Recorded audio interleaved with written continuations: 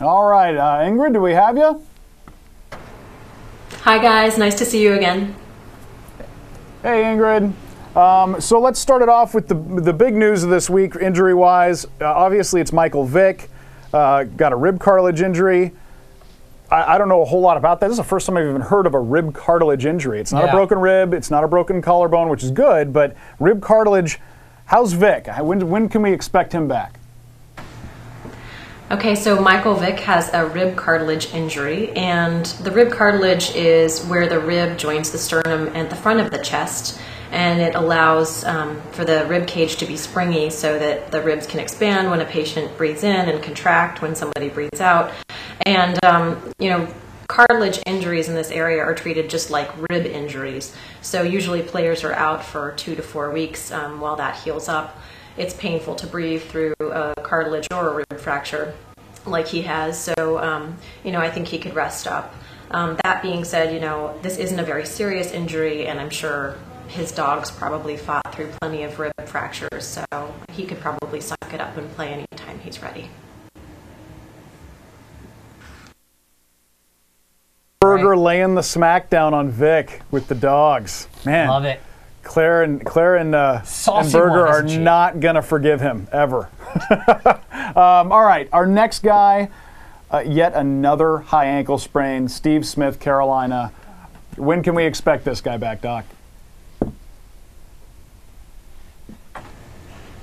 So Steve Smith's high ankle sprain, we've talked about high ankle sprains a little bit in previous sessions. It's a pretty common injury. It happens during outward twisting of the ankle.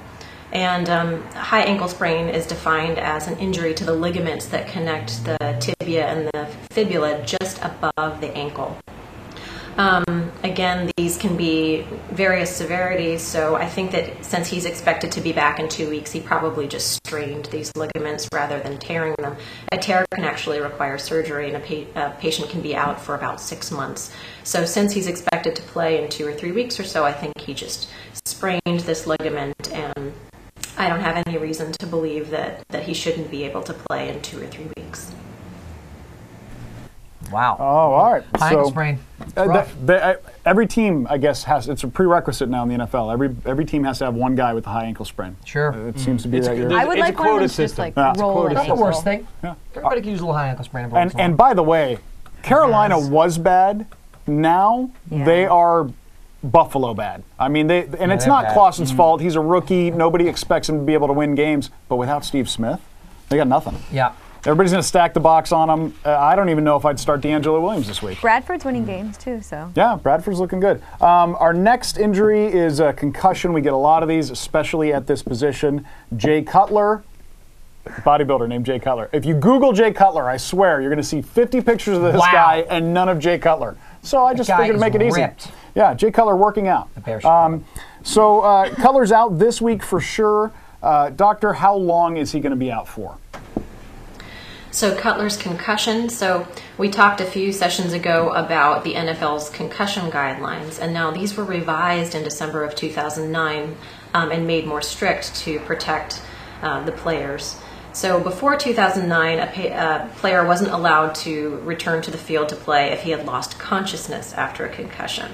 Now the guidelines are more strict after 2009, so not only can you not return to play if you lost consciousness, but if you have a headache, any sort of focal neurological symptoms like motor or sensory loss, if there's a lot of nausea or vomiting, any mental status changes, any sort of neurological symptoms. So you really have to now be back to baseline, be totally neurologically intact and asymptomatic to be able to return to play. I think this is a step in the right direction in terms of protecting these players' mental health and neurological health down the line.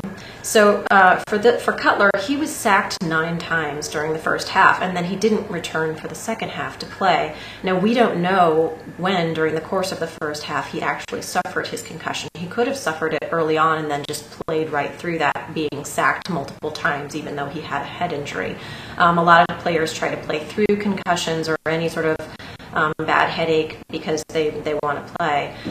So we're not really sure when he'll be able to return to play. I think it just is going to be a day-by-day assessment whether or not he's asymptomatic, and I don't know what his particular symptoms are. He didn't lose consciousness, but certainly he could have been sacked multiple times after he suffered an injury. So I would be cautious with this one and not be very optimistic that he could play in the next game. But again, it'll depend on his symptoms day by day.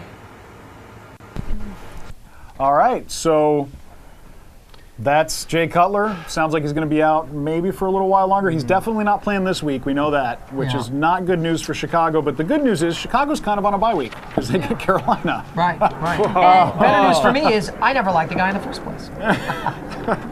He hates bodybuilding. That's just vicious. Yeah. So our next guy on the list here is Darren McFadden. He's a guy we recommended, we talked about. He's got this hamstring injury. Now, apparently it's to the other hamstring. He had struggles in preseason with a hamstring injury, but that was on the other leg.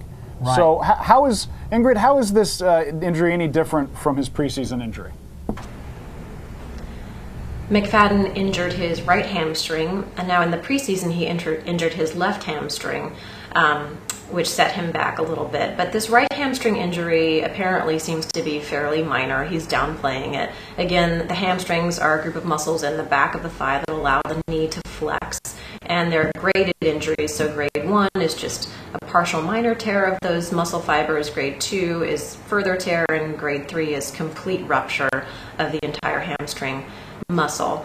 It seems like he probably suffered a grade 1, so he may be back to playing as early as 1 to 3 weeks. That's my best guess. I think he's slated to be out for 1 to 2 weeks, so that could certainly be an accurate prediction for him. All right, about 1 to 3 weeks. Good to know. It's sad for me because I've got him on 2 of my teams, and he's been amazing for the 9th or 10th round However, pick. Marty and I have still refused to have a cup of coffee with him, and I think Marty and I are being vindicated. I don't know how that works out, but I'm throwing it out there. Well, vindication is a very broad term. I have Michael Bush on my team, so That's I good am for finally you. excited that I have some running back that I can feel confident in. But I just want to say something. This is on a more serious note. You know, this may be called fantasy football, folks, but these are real people with real injuries, okay? And this right here is a real football. So, it's not all fun and games. All I know is if he doesn't get back quick and get me 20 points, I'm going to hate him forever. I would, All right, I would firebomb his house. They make so much money. Anyway, moving on. lot of Ingrid, money. thank you very much. Great reporting again on all these injuries. Real we will see you people. next week. Real problems, real health care. That's why they're lucky. Okay. Bye, Thanks, Ingrid. Ingrid. Thank you. Bye, Ingrid. Bye-bye, and good luck this week.